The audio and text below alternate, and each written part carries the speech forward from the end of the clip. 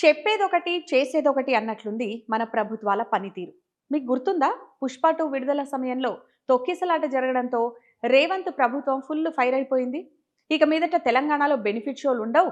ఈ సినిమా వాళ్ళ అడ్డగోలు దోపిడీలను అడ్డుకుంటాం అని స్వయంగా రేవంత్ రెడ్డే ప్రకటించారు. అసెంబ్లీ సాక్షిగా గొప్పగా చెప్పేశారు. కానీ ఆ తర్వాత ఏమైంది?